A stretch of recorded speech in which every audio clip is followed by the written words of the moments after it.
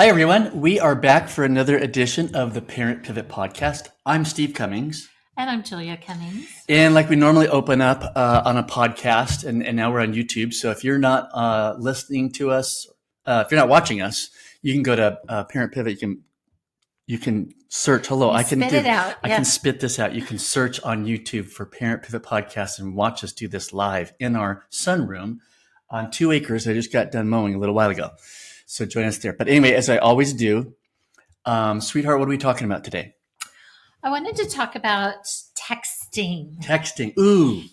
Yes. And I want to talk about texting in 2 different ways. Okay. The first thing I want to talk about is basic communication. So oftentimes we find ourselves texting in situations where perhaps we shouldn't be texting. I'm guilty. I have both hands up. Yeah. So anything of any importance should not be a text. What do you mean importance? Like it can be a text Right. of, hey, can we talk later? Or, hey, do you have time to talk on the phone or to go have lunch or to go get coffee or something? Or when is the next time you're coming over or whatever? That's a fine text. Texting facts, not a problem. Yes, like what time do you need me to meet you at the store or here, there, whatever? Or Right. hey, we're just getting out of the car. We'll be right there. All that stuff that's information that's bringing you that it's not relationship. It's not generated from some type of emotions. Yes, that's a good marker, hon. So That's a good really marker good is like and sometimes we may receive a text, from our adult child that all of a sudden gets our frustration, anger, whatever going, and we want to, because we can't see them, right. We're going to say things that we wouldn't normally say in person. Well, and not only that, we may interpret Yes. what they're saying as something completely different than what they mean. Like I've had this conversation with my kids, maybe you guys have too, that when you say, like they'll say something and I'll go, K. I'll just write the letter K. That's true, just the letter K. And they think that's like the worst thing in the world. Or just even O and small K. That just looks like, it's kind of looking like you're mad, like yeah, K. they think, they hear it in a different tone. K. And I think it's the generation that maybe K means something to them than a different. But I also, if I'm texting even a friend that's my age and they just respond back, or the other one is sure. We've had this conversation with adult kids. It's like, you just type sure. It's like, sure. You've had that conversation with me. Yes. Where I've said, sure. So what I make sure I do, if I'm just texting back sure, I put an exclamation point. So it comes out, sure. Like I'm excited. Absolutely. I'm excited. So it's kind of like, do I need to put or a smiling emoji, something that lets them know, here's what my face looks like. Here's what I'm intending it to sound like. Right. If I just type a word, even if I'm driving, and maybe I should say, obviously don't text while you're driving because we can't. Or you talk into Siri and you try to do it that way. She never gets it right. I'm sorry, am I banging the table? Yeah. I get so excited, you guys. If you hear the table pounding, that is my Italian heritage coming out. Yes. Julia reaches over and grabs my hand. Stop pounding, honey. Okay, so I apologize. Anyway, yeah, the sure thing is funny because I think what the rest of us hear is whatever. Yeah, okay. Whatever. So I think it's important that you're aware of anything you text, how it's coming across. And if you are misreading someone else's text, then take the time to say, hey, I read this like this. Did you mean it like that? Whatever. You've got to communicate. Now, where texting can truly get you into trouble. And mind you, I've had many clients who have said that it actually works better with their spouse to write things in a text. It's almost like writing a letter for them, that they find that it doesn't escalate as much. So a chance to process it, you mean? Yeah, I get that. And, they can kind of go back and look at what they said. And did I say that well? I understand the concept. I still don't think it's the best. No. When it comes to your kids, There are so many misinterpretations between generations. Well, yeah, you lose the heart behind it all and things. And one of the things that I've gone to, because I'm a recovering texter to my adult kids. Well, I remember a lot of issues with your younger kids.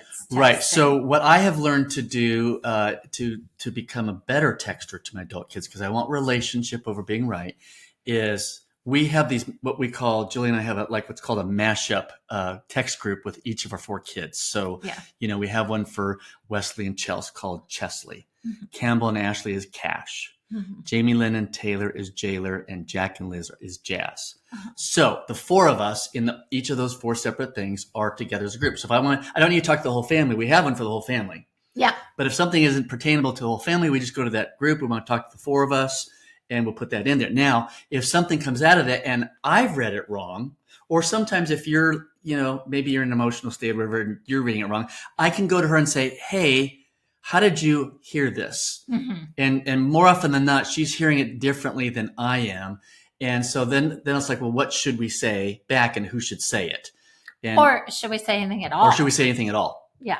But I think the key is, and I was just thinking about this because I think the next podcast, YouTube cast we want to do, will go deeper into the heart of our adult kids.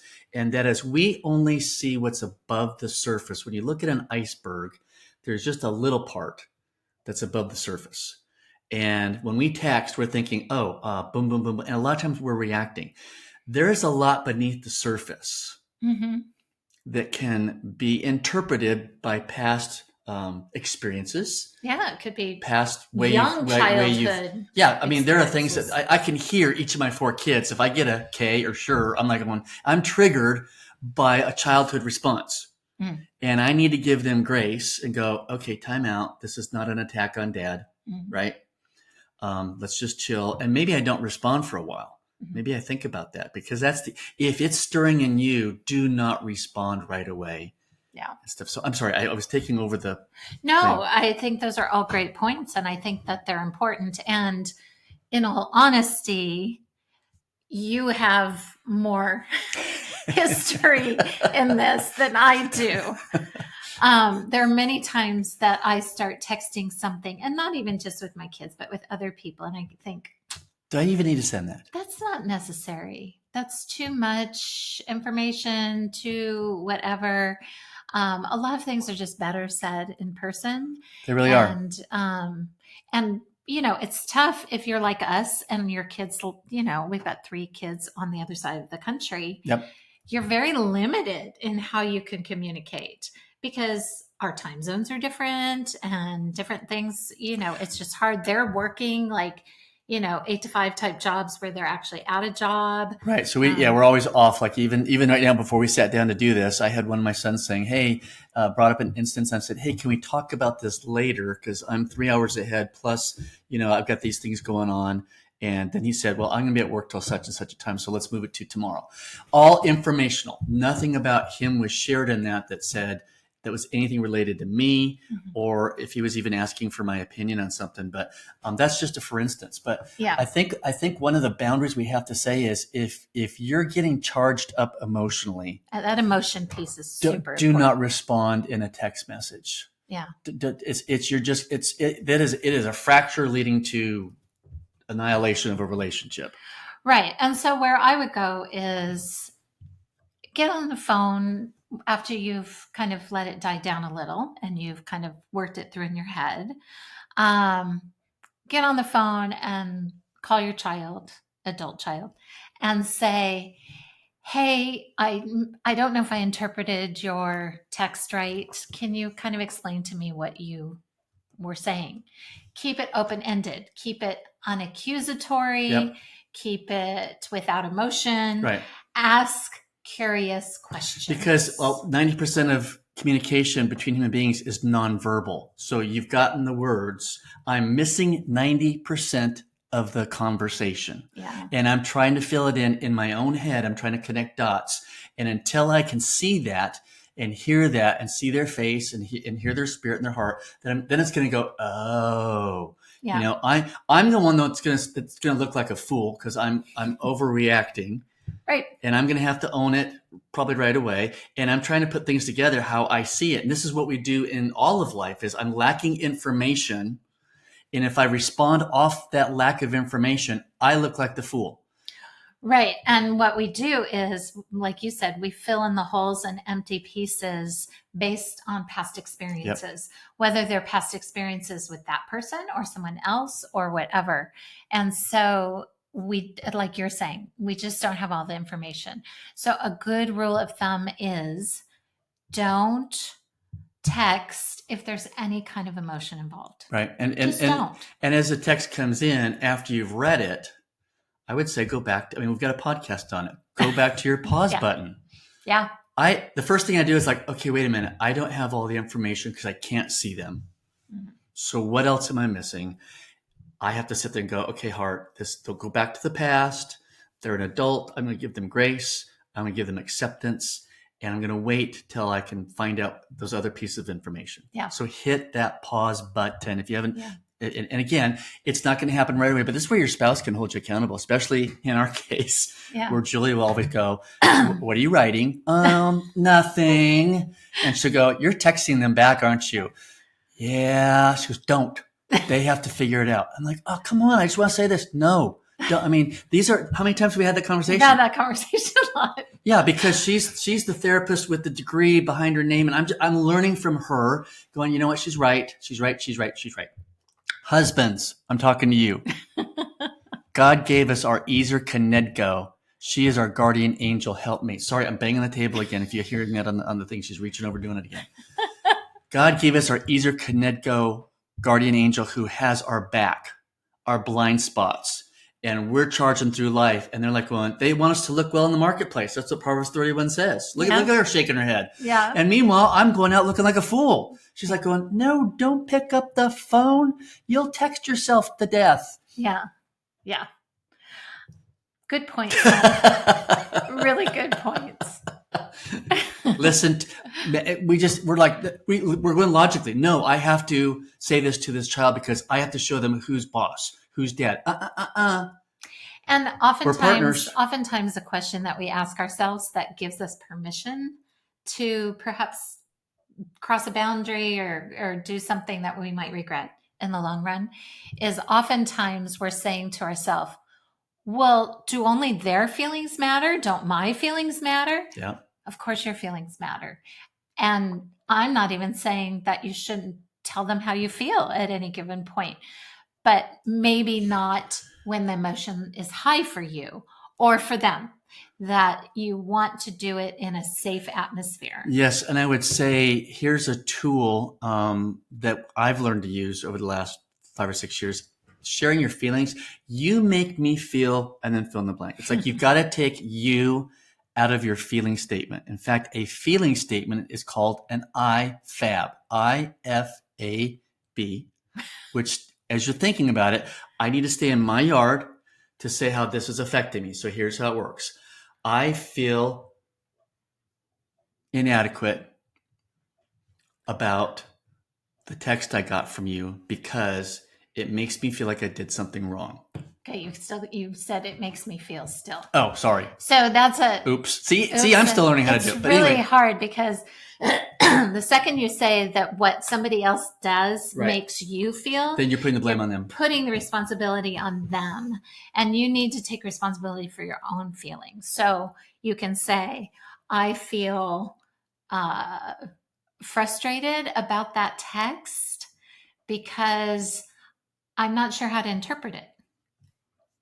Yep. And what you're doing is you're staying in the middle and you're not pointing blame and you're not saying what they did to you because that you are never going to win. I mean, marriage counseling, there are so many married couples since God created marriage that have been in therapy and you've done stuff where they just point the finger at each other. You did this, you did that. And they waste your time and their money. And their time too. And their time too, because they're not looking at themselves thinking, what can I correct in my communication? Right. And still get the same idea across that's healthy, that won't fracture this marriage relationship, and it works with adult children as well. Yes. And elderly parents. But that's another story for another with time. Everyone. Think about a boss that, bugs the crud out of you, that you I don't recommend doing a lot of feeling statements No, in but the workplace, but leave the words you, never, and always out of any feeling statement. Those are the no-nos. Do not go with those 3 words. And you've got to take responsibility for your own feelings, because your own feelings are based on past experiences, and they're your past experiences. Now, I can certainly, if I'm having a conversation with Steve, I can say, this conversation is reminding me of this thing that happened back here. And I experienced a lot of pain here. And so it's bringing up a lot of pain here, right? So it's not that it's his fault. It's that this is my history. Yeah. This is what I've been through. Right. And so this is becoming kind of a trigger. It's kind of investigative communication, because now I have more information that fills in what's coming out of her heart and head on the current issue, because she just told me it's triggering her from something else. Now I sit back and go, oh, okay. Now I'm looking through her lens toward me or the issue and going, okay, that makes sense. Yeah. That makes sense. So I'm going to give you an example. This is a very personal example. So I'm the youngest of 5 kids. I probably explained that before. And I pretty much always felt like the forgotten child. It's like my oldest brother was 12 years older than me. We were all 3 years apart. So the brother next to me was 3 years older than I was. I felt very forgotten a lot of times, and also left behind. When you're a youngest child and everybody else is growing up and leaving home, you're left behind kind of alone. So one of the things that I will experience over and over again in my life is the feeling of invisibility. So whenever there is a situation where I am feeling invisible, I will feel my emotions rise. So that's the moment that I have to say, I'm feeling invisible right now. And that's what's driving me right now, is I do not want to feel invisible. I want to feel heard. I want to feel known. I want to feel understood.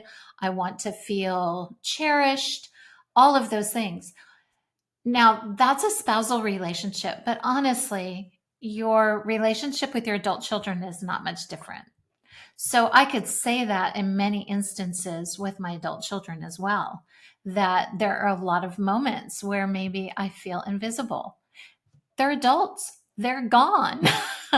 They are living their lives as they're supposed to. Right. They are creating their own families, their own units. And yes, I get triggered, but that is mine. That's mine to own. It is not their responsibility to take care of that piece inside of me. Or us for our adult kids. Or us for our adult kids. Absolutely. Yeah. It does go both ways. But what it does on the other part, for me, it helps me understand where she's coming from. I'm now beneath the surface on that iceberg we talked about, because the conversation was above water. Mm-hmm. And now all of a sudden we're getting below water, wondering what is it that's going on in there? Is there happy feelings? Is there sad feelings?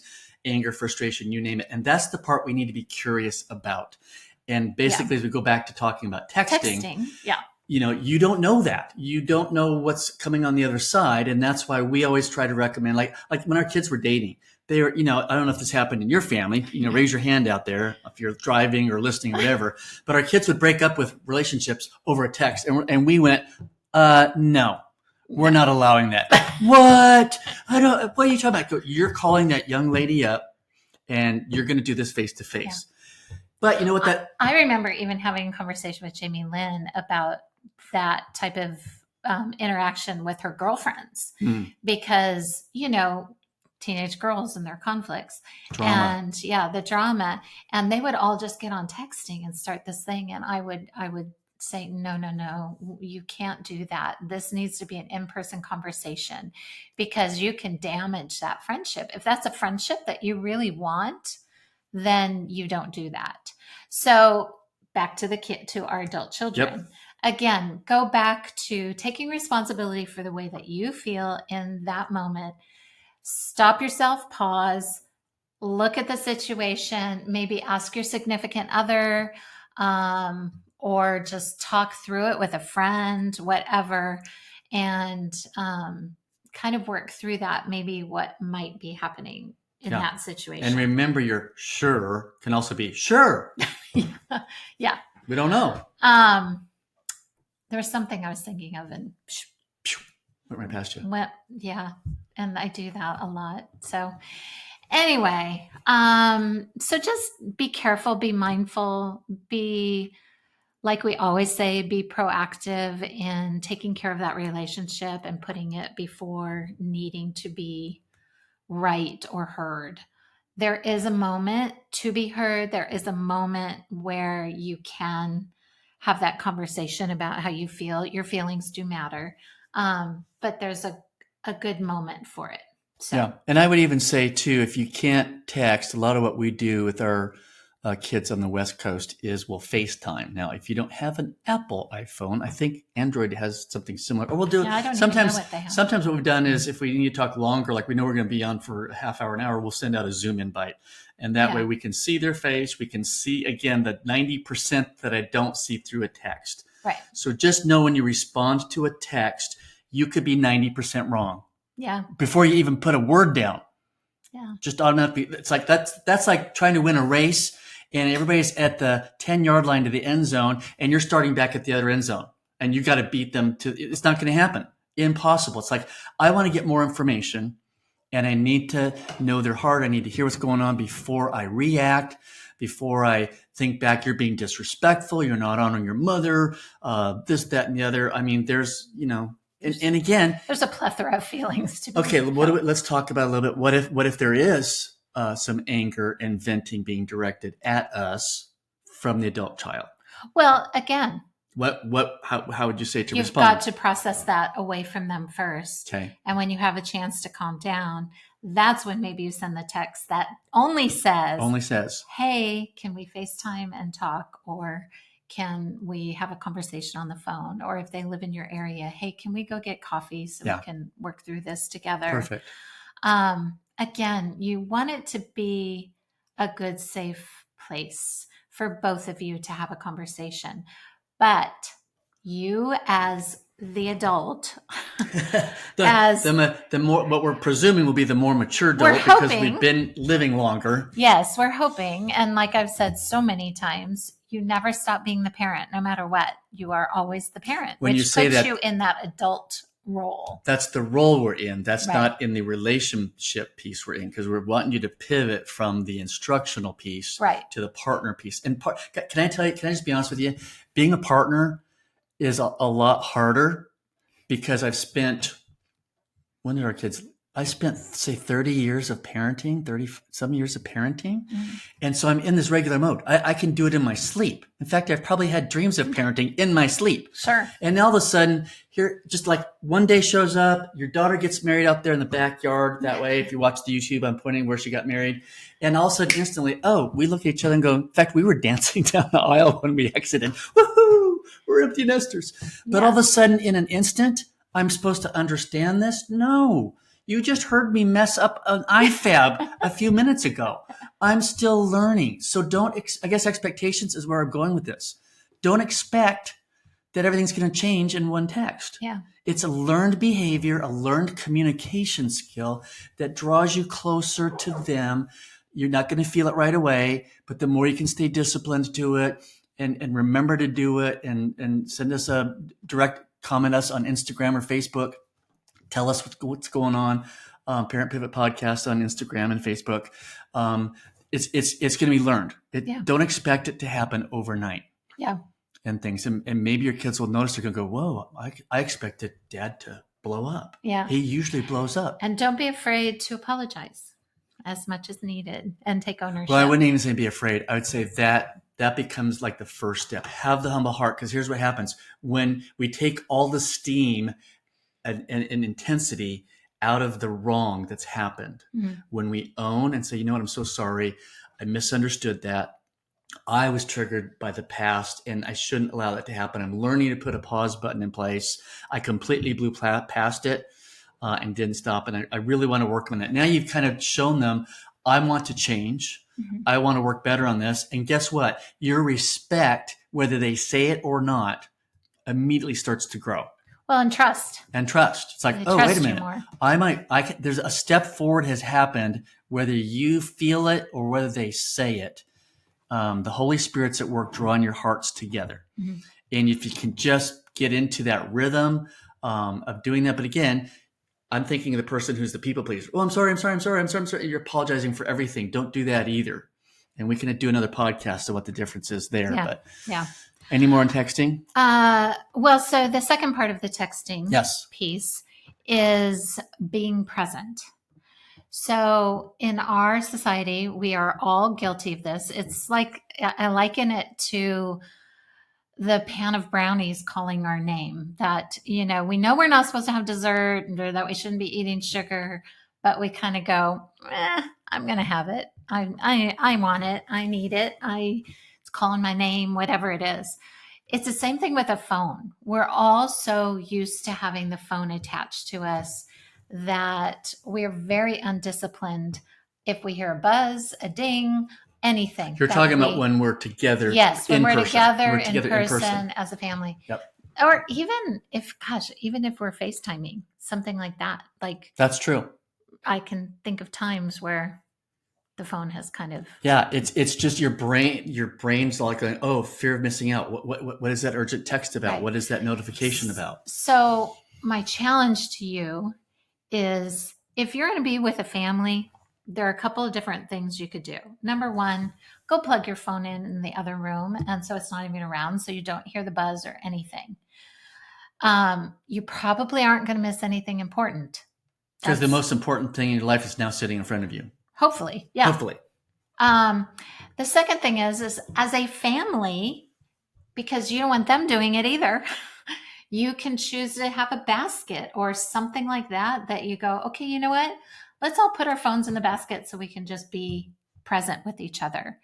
It's really easy if we are in a conversation that maybe doesn't apply to us, that doesn't interest us, whatever, that we decide to check out because this really doesn't have anything to do with me. I don't really care. Or I'm not partaking in the conversation. Right. I'm not partaking. I'm just listening. So I might as well just do this thing on my phone. And maybe there's someone on your phone that maybe in that moment does seem more important to you than the people you're with. But I want to challenge that thinking. I seriously want to challenge that thinking, because even if you are in a conversation where people are talking about something you're not interested in, or it doesn't, involve you, that you still can ask questions. You can go, oh, really? What's that about? Or tell me about that, or whatever. And suddenly you're in the conversation. Well, and what also happens is the first 15 minutes of conversation, you're not. And then all of a sudden, boom, it turns to you and you haven't paid attention. You're going, huh? Yeah, that's true too. Yeah. What are you talking about? Well, you didn't pay attention. Somebody I'd love to have on our podcast at some point and I can't remember his name, but there's a guy who created this Arrow, ARO, app. And there is actually a box that you can physically put your phone in if you want. But it's basically a challenge. You can set challenges, goals, whatever to do as a family to manage your time on the phone. I'm talking more specifically about when you're all together, not being on the phone. There's always going to be something important, quote unquote, that can come up. Let's say you have a 24-hour-a-day work job where somebody might be texting you. Or you're a nurse or a doctor or something happens and you do have to respond to that. I mean, you're going to have to make adjustments and be gracious. So, I mean, come from a heart of, hey, I'd really like to try this with our family if we haven't been doing it already and see how it goes. You can't be a Nazi rule follower, No, you don't want to make everybody miserable. Fractures the relationship. Yeah, you don't want to fracture the relationship. Yeah, it's got to start with you and what you do. And please keep in mind, if your phone's sitting in the other room for 2 hours, let's say it's 2 hours. Again, I just have a really hard time believing that anything of the utmost importance is going to come up that's more important than the family that you're sitting there with. So challenge yourself. If you need to start with 30 minutes, do 30 minutes, but challenge yourself to extend that and to find out what it's like to live without a phone in your possession. In fact, when we were raising our kids, I mean, phones didn't come out till our oldest started high school. Yeah, I think Wesley got a phone, I think, when he started high school. He didn't get an iPhone until he was graduated. He graduated what year? 2008. So that's about when iPhones came out. So yeah. So all that to say is, if the phone rang in the house and talking, it was on a cord with a, against the wall, we would sit there and go, let it go to the answering machine. Yeah. If we could have done that then, we should be able to do this now. That's what voicemail's for. Right. The world is not burning down. We can get to, but again, like I said, you may have to make allowances for things that become urgent. I'm waiting for a call from our mortgage lender because we might close on a house. So as long as you've got, say, great, then set it over there, wait for that phone to ring, you're fine. So yeah, you're going to make allowances for that. Right. But I do want to say, though, that everybody's addicted to their phone. Yeah, well, why? Oh, no, I'm saying that. Okay, for those of you listening, she just looked at me like, Steve. No, I meant that. I'm meaning that in general. That really wasn't. I know that you looked that way. The look. Again, I had the other 90% of the communication right here because I'm sitting right next to her. That's not how I meant that. Okay. Maybe subconsciously. We're all addicted to phones. So we all are, and I include myself in that. It's just so habitual, especially when we're bored. We're like, oh, is there anything interesting on the phone? Let me look there. The people who've made them, Apple and Facebook and all that, they don't let their kids have them because they know that the brain is sitting there going, gosh, it's been 5 minutes since I picked up my phone. Yeah. And there's nothing to do. There's nothing to look at. It's not important, but we just have this habit of going to the phone. It's a knee-jerk reaction. In fact, quick story. When Shohei Ohtani hit his 50th home run, it goes into the stands, and there's a fight for the ball. Okay, this looked like an 18-year-old kid, had a Miami Marlins shirt on. He's grappling for the ball with one hand, while in the other hand, he's holding his cell phone, and somebody else came up with it. Why? Because they had two hands. And then he's suing them for saying that he had the ball first. I'm going, bro, you never had possession. Possession's 9/10 of the law. Drop the phone. I realize that a historic moment just happened, but drop the phone, go after the ball. Anyway, that's my short story on phone addiction. Yeah. But we all are. And I can't tell you how many people I get in my office or talking to people who it's really hard for them to think about not scrolling on Instagram or TikTok. Usually it's get on the Instagram airplanes. I mean, people are just staring at their phone going like this, and you can just see their eyes. A lot of people playing games on the airplanes, I notice. And it doesn't matter the age. I've seen people in their 70s and 80s playing Candy Crush on their phone. I'm reading a book, sleeping, and there's never anything that I want to watch that's on TV that they have on an airplane. Yeah. But I do really believe that we all are addicted. I would highly recommend the documentary, The Social Dilemma. Very good, insightful. We'll put a link in the show notes. Yeah, into that. So that's a really good one. Yeah. Anyway, being present, I think it's really important. Being the example yourself of setting aside your phone. But then if, finding a way to challenge your family that maybe you can do that. Check out the Arrow thing. The box, ARO. Yeah, ARO. They have boxes that you can actually put your phone in and it's charging while it's in there. And it's just kind of a physical reminder of shutting it off and everything. So I would recommend that. That's about all I had is those two things. One is the texting with don't immediately respond unless it's just informational. Hey, we're getting out of the car. We'll be right there at the table. It's just not the best. How long does it take to get to grandma's again? Or what are the directions? I mean, all the stuff that's factual, of course you can respond right away. Right. So yeah, that piece. And then the other piece of being present. So communication and being present, and don't communicate over texting if at all possible. Yeah. So that's awesome. If you have any questions about that or you have some comments, please direct message us on Instagram and Facebook. We're able to follow you there.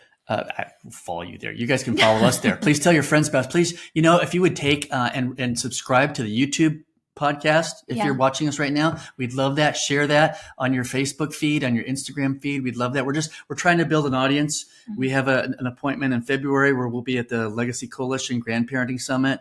We're not making money on this, hence no ads. You're not getting annoyed at us. We're not trying to make money off it. We look at it as ministry. We are both board certified trained counselors in Georgia, and we just love connecting and just sharing what we've learned, which is, again, you heard all the things I'm doing wrong, and share that with you so that you can have healthier relationships as you pivot from parent to partner. So direct message us at Instagram and Facebook, and then join us right here next Tuesday when we publish some new content on the Parent Pivot Podcast. Every Tuesday. We'll see you later. Bye.